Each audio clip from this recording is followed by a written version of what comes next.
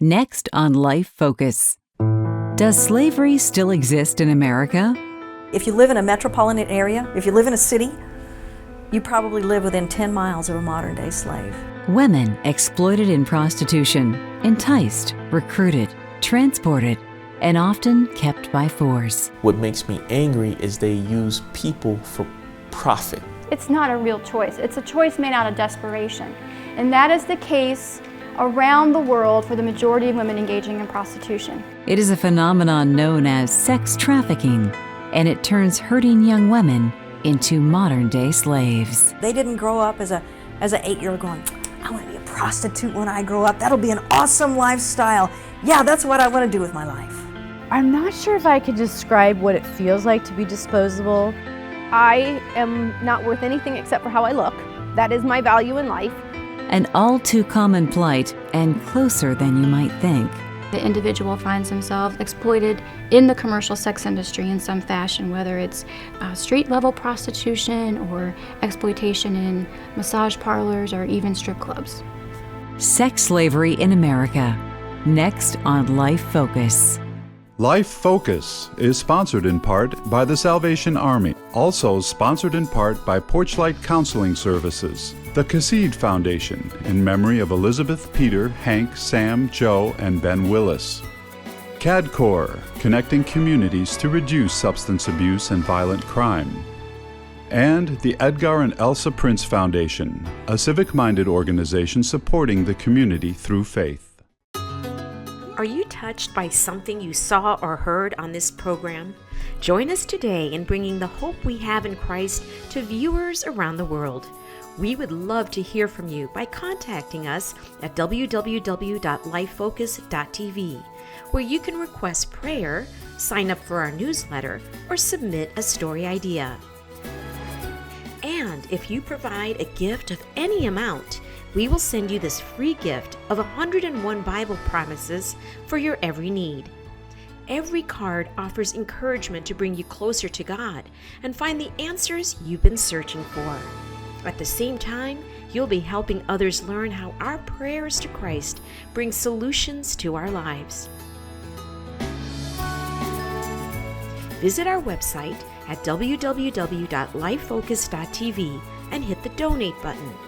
Thank you for partnering with us and allowing us to continue this ministry, telling powerful stories of where faith and life intersect.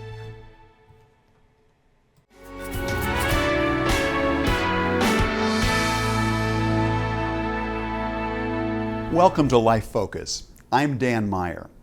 Sex trafficking enslaves countless women around the world. But what most people don't realize is that sex trafficking and sexual slavery happen right here in North America. Globally, most sex slaves are overwhelmingly female. In the U.S., more than 80% of sex slaves are born here in America. They are treated like someone's property, like commodities that can be bought and sold. I was always intimidated. I was always scared. He kept me in his bedroom. He bugged the phone lines of where we were living. When I wasn't turning tricks for them, they were abusing me. Wasn't allowed to see people, no phone numbers, no access to the outside world. I was trying to get away from him. I ran away and he found me and dragged me back to his house by my hair. At night, they would put guns to my head and tell me if I left that they would blow my head off, put me in a cornfield and no one would ever find me, and I believed them. Krista Hicks survived 15 years of sexual exploitation. I have come to terms with that as what happened to me and that I was a sex slave. Her story begins like most women in the sex industry, beginning with childhood sexual abuse. My first rape was 13. It was every waking breath I had was, how am I going to get away from this?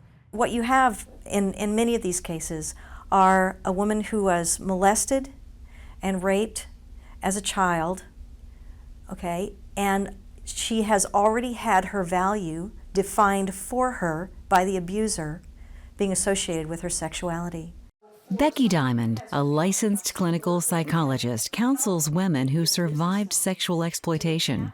Her whole mindset is that this is what I'm good for, and if I'm good for it, I can make a living at it. I knew what my worth was people want to have sex with me.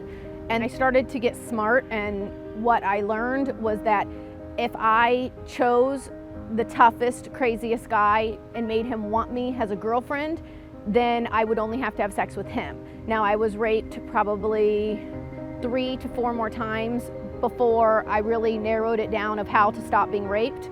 And what I learned was you pick the crazy guy and you make him want you as a girlfriend. It didn't stop everything bad from happening, but it did make me not have to work, you know, as a prostitute or in clubs, and it eventually stopped the rapes from happening. I started being molested at the early age of 4 years old that I can remember. It continued most of throughout my years as a young child. Brenda Myers-Powell was exploited in the commercial sex trade for over 20 years. Following a childhood of sexual abuse, she became sexually active early and found herself pregnant. I was 14 years old when I started prostituting. I had 2 children by that time, and I went to go prostitute in order to help my family take care of my children. Unable to handle the daily trauma, Brenda ran away from home. I'm 15 years old and I'm away from home. I don't know where to go. For one, why are they leaving the house? It can't get worse than this, right? Wrong. Enter the pimp, a man who makes his living preying on young, desperate women like Brenda and selling them into prostitution. A pimp is basically a contractor. Lisa Thompson works as the liaison for the abolition of sexual trafficking for the Salvation Army National Headquarters. He takes care of securing individuals and the intimidation and the violence and breaking these girls down so that these guys can then go out and buy sex from them. So it's sort of like subcontracted rape. I always looked for somebody that I could dominate or somebody that had low self-esteem. And if you didn't have that, then I couldn't pimp. Derek Rocket worked as a sex trafficker on Chicago's West Side for 30 years.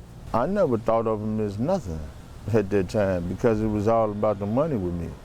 It's much more lucrative than selling drugs, right? I can sell a kilo of cocaine once, and then it's no longer in my inventory. But I can sell a girl over and over and over and over again. They're making a minimum of $100 per client that they have. So if you have a girl who is working 8 to 10 hours, sometimes longer than that, a day, times 8 to 10 people who are asking for service, then that's $800 just that day. Lieutenant Israel McKee from the Miami-Dade Police Department rescues women and juveniles in prostitution. The captors prey on that innocence. What makes me angry is they use people for profit. The trick to locking young women into prostitution, says Rocket, was not just the offer of money, but something more powerful. I kind of figured they stayed with me because they didn't have nowhere to go, a lot of them. So it was a thing that they was looking for a father figure in a man, if you ask me. And I think they was looking for love. Everybody wants to be loved. So she's fallen madly in love with this guy, and now he needs her to do this for him. These emotional tricks lure vulnerable women hoping for a better life and relief from abuse. He comes on as Prince Charming, sort of a Don Juan, whatever, charms her. And then, she falls madly in love with the guy, is head over heels with him. It's almost like the fairy tale Prince Charming thing for her. I will be your Prince Charming, you will be Cinderella. And so the victim does what the captor wants, begin a life of prostitution. It's often years before she can admit that this is not the fairy tale life she was promised. But when a woman finally decides to leave, phase 2 begins, the block or abuse. There can either be a gradual process of switching over, or it can be very quick. Derek knew the game well. He used violence to control the women that fed his trafficking business. If you got disrespected, you had to check your woman, you had to beat her up, you had to smack her. You had to do things to her not to disrespect you. He will beat one to death, or to where she's going to be a month or so recovering, in front of the other girls. So the other girls go, oh my goodness, he needs it. And so now they are afraid. It's not about the women. It's about you carrying yourself real high and you making them feel low. Think of it as the domestic violence syndrome. Why don't domestic violent women just leave their husbands? Think of that the same way. Abuse becomes kind of like a form of love, and even if I know he abuses me, I know that he does love me, and it's his way of showing love sometimes, so I'm real confused, you know. In order to survive in such circumstances, a woman may enter phase 3 of the cycle, in which she convinces herself that the pimp still loves her. He's this power, the source of power and control in her life. It's very common, it's typical that the victim will bond with the perpetrator. A syndrome known as trauma bonding. Now the girls are vying to gain favor with the trafficker so that they're not beaten. And so that's how the trauma bonding starts. I'm his favorite. He hasn't beaten me in 3 months. And so there's this bond that's traumatically formed that's still saying, just survive, just survive. So it's not chains as much as it is dependency, coercion. I mean, one of the first things they do is introduce drugs because it makes them compliant. I smoked a lot of crack cocaine, took a lot of drugs, watched a lot of pornography, and I would agree to it. I had to be really high. And then I owed him for the drugs. And so now you have a girl that's dependent, and all she's thinking of is the next hit. All she's thinking of is, okay, I've got to, get 3 tricks before he's going to give me another fix. When I was high, I would dream off in fantasy land because I couldn't deal with reality. And then you have to put on the front if you really want to be good and act like it doesn't bother you. And you're dying inside. You're dying inside.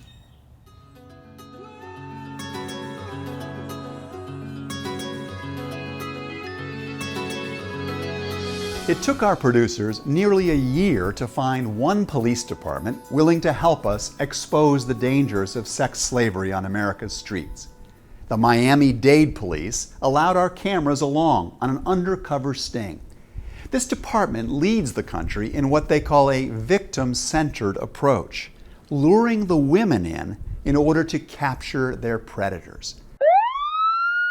We had an undercover contact several girls advertised on the internet, posting as prostitutes. Hopefully we'll be able to locate and recover juveniles tonight.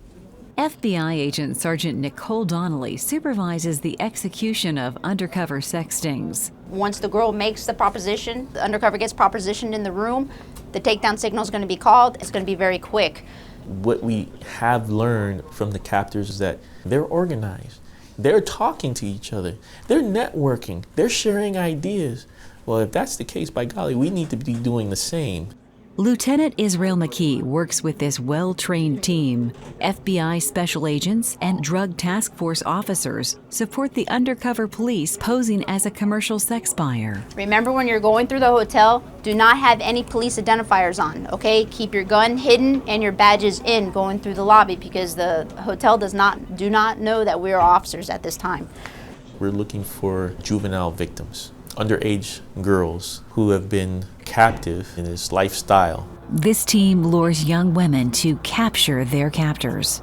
We find her, rescue her, take her out of here, and provide her those services, make her whole again. And that's what victim-centered approach is. This victim-centered approach requires a new way of thinking. Transposing the idea that she is a starch-hardened criminal versus a victim of psychological, emotional, and many times physical abuse. So we want to try to get as much information from them of what's actually really going on. Information from victims leads to the arrest of their sex traffickers, an important goal of this operation. We get really good information, and we're not only able to rescue that one victim that we're going to do on that day, but many other victims, and these guys are going to have long prison convictions, and they're not going to be able to victimize anybody's niece, anybody's sister, anybody's daughter again. This team freed 14 women tonight, but Lisa Thompson knows how stopping this well-organized trafficking web requires monumental effort. The truth is, we can never rescue our way out of the sex trafficking problem. I mean, you can rescue and rescue and rescue, and there will always be another 10 girls to take the girl's place who was rescued. The victim-centered approach puts a face and heart to women trapped in a dismal life of prostitution. These are women. These are people. And yeah, maybe they're involved in prostitution. Maybe they've been sexually trafficked or however they've gotten involved in the sex trade. I know they're being hurt, period, in the discussion. Even though these women released tonight can receive help, sadly, many will return to the hands of her captor. These are patterns that are familiar to me. I'm used to being sexually abused. I grew up being sexually abused, so I'm used to that. So let me go back to this pimp. Let me go back, because this feels normal. They are human beings made in the image of God. And why do we want to call anybody these things that would be so wounding and hurtful to them? Today, Lisa trains Salvation Army officers and cadets to recognize and to rescue sex trafficking victims. It's not a real choice. It's a choice made out of desperation. And that is the case around the world for the majority of women engaging in prostitution. She argues that there is only one way to stop or at least slow down the victimization of women in the industry. The only way we're actually going to shrink the phenomenon, the actual occurrence of sex trafficking, is to stop the sex buyer. So, who are these buyers, commonly known as Johns? I could just go there and it would be $100, $200 or $300, and I'd be able to have sex, feel great, go home. At one time, 30-year-old Michael Macchia utilized sex services 2 or 3 times a week. You know, I knew deep down that these girls must be miserable. And I would feel for them, but that other part of my head would just block that out. Michael's sexual addiction began with pornography, and later having sex with women he knew. Later, his compulsion to have sex became so great that he spent his entire paycheck to satisfy his addiction. But no one in Michael's day-to-day life knew about his secret activities. I was living 2 lives, essentially. The one Michael would be the go to AA meetings, go to church Michael, and then the other Michael would be hang out with just degenerates and go to strip clubs and go to whorehouses. And so there was constantly 2 different people. Michael believes his sexual addiction started in high school. It was like a conquest for me and all my friends. How many women can we sleep with? Something was always missing from my life. There was always some type of emptiness, and I would find out now that it was my need for love. He's using sex for completely opposite purpose for what it was intended. It's not about the other person's pleasure. It's about his pleasure. It's about anonymity. It's about not having to worry about who she is, what her name is, what kind of day she's had. It's a completely, it's just a void of intimacy. Michael says his void of intimacy began as he grew up in an unloving home. The basic desire that I was filling by going to a whorehouse was my need for love. And at the time, I was mistaking that need for love with lust. And I thought that the lust was filling that love. What sparked Michael's eventual road to recovery was partly by an encounter he had with a woman he had hired. She wound up divulging to me that she was addicted to heroin, and that the money she'd be getting right then and there from me was going to go to feed her heroin addiction. And I can remember just feeling horrible because I'm in the program, and I know how great it is to be sober, but I can just remember kind of blocking that out because I just wanted to have sex. That disregard Michael now admits he had for women is what fuels the cycle of sex trafficking and enslavement in America. I think if a person thought of what he's doing before he goes out there, as this may be being their daughter, their mother, their sister, maybe a niece, somebody that they loved, a woman in their own home and somebody very close to them, if they thought of it that way, would they do that? If they thought of this person, if this was their little girl standing on the corner, I don't think so. Brenda Myers-Powell also underwent a journey of healing after escaping her 25-year life of prostitution. My passion comes because everybody has a purpose, and I believe my purpose today is to go back and help women just like me.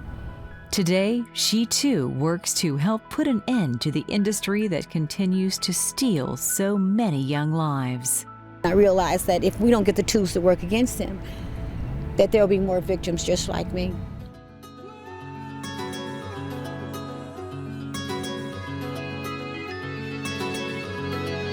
Some women trapped in the sex trafficking industry may never realize that they've become slaves. Others know, but can't escape. But once a woman breaks free, what will she do? With little education, no life skills, the transition for these victims can prove to be very difficult. I felt so stuck. I tried to commit suicide probably approximately 7 times in hopelessness and desperation because I felt like I could never get away from him. And I wanted the pain to stop. There was so much pain.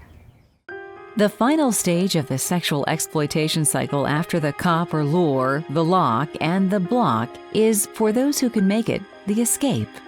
But when Julie finally broke free from her captor, she returned home to find a family unwilling to help.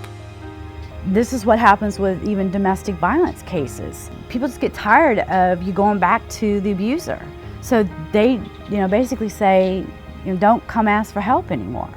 Eventually, a couple from a local church agreed to take Julie in on the condition that she undergo counseling to help her deal with the trauma of her abuse. My healing journey has not been easy. But I can tell you, for me to remain with all that pain packed away, it was more difficult. The 3 main mental health issues are depression, anxiety, and post-traumatic stress disorder. But recovering from the years of trauma takes longer, says Becky Diamond, who counsels women like Julie who escape from their traffickers. The psychological manipulation and the trauma bonding is so much more complicated because she's confused. She doesn't see him as the enemy. Julie experienced years of nightmares and other side effects of prolonged trauma until she discovered horse therapy to treat her post-traumatic stress. The treatment, where she reaches out to care for an animal, allows Julie to work through her pain. When I'm riding those horses, I'm just with the horse and nature and God. So it's provided this incredible balance to my life that I didn't have. A new kind of life that Julie hopes to inspire in other women who have been trapped in prostitution. When I got out, my heart went back, and I determined that one day I was going to do something to provide the resources to help those that want a life change to get out. Hey, Krista. How are you? Good. Good to see you. Krista Hicks underwent 15 years of sexual exploitation. She overdosed on drugs as a way out, but she survived. A group of friends brought her here to a Salvation Army rehabilitation center, where she met Julie. I needed something to get me up out of that life, and I knew that if these things weren't taught to me, I was going to have no way to survive. Instead, Krista and Julie now bring the light of hope into the lives of other women through Beauty from Ashes, an outreach Julie founded to help save women trapped in the sex industry.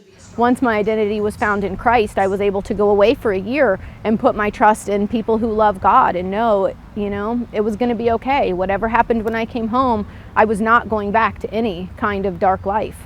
Well, we were doing outreaches into this area. You were in this area. 2002. Isn't it cool how we were brought together, though, 9 years later? Yeah. Julie and Krista also go back to visit their former neighborhood. Weeks later, I overdosed at the building behind it. Because these 2 young women whose lives were saved will never forget those who are still enslaved.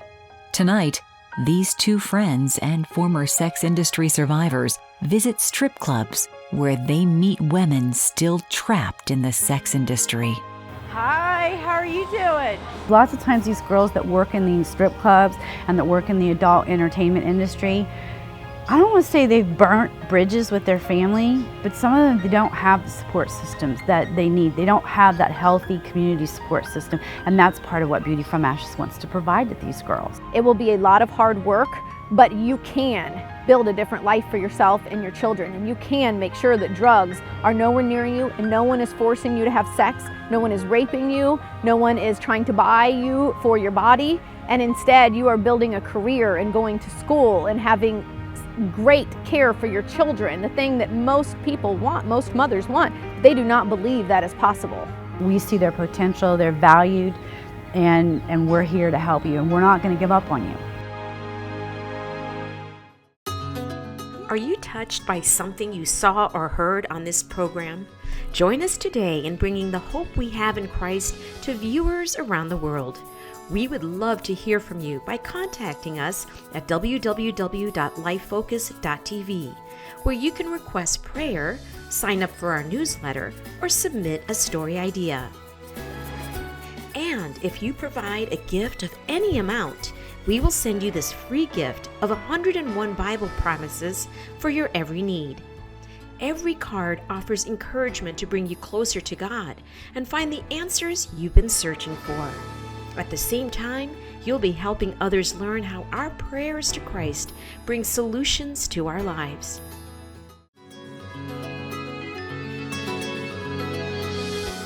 All of us can help make a difference to put an end to sex trafficking.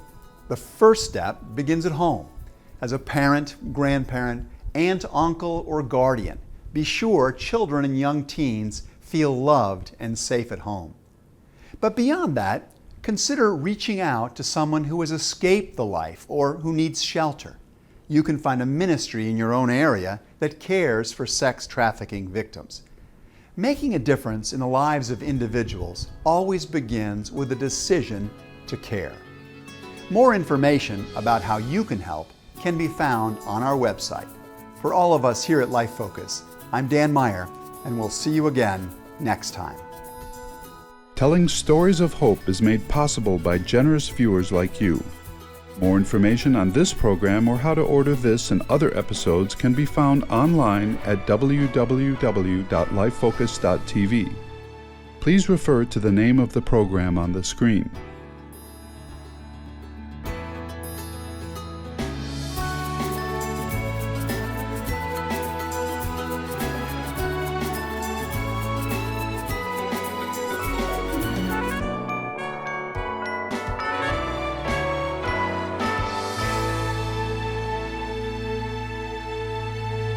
Life Focus is sponsored in part by the Salvation Army, also sponsored in part by Porchlight Counseling Services, the Cassid Foundation in memory of Elizabeth, Peter, Hank, Sam, Joe, and Ben Willis, CADCOR, connecting communities to reduce substance abuse and violent crime, and the Edgar and Elsa Prince Foundation, a civic-minded organization supporting the community through faith.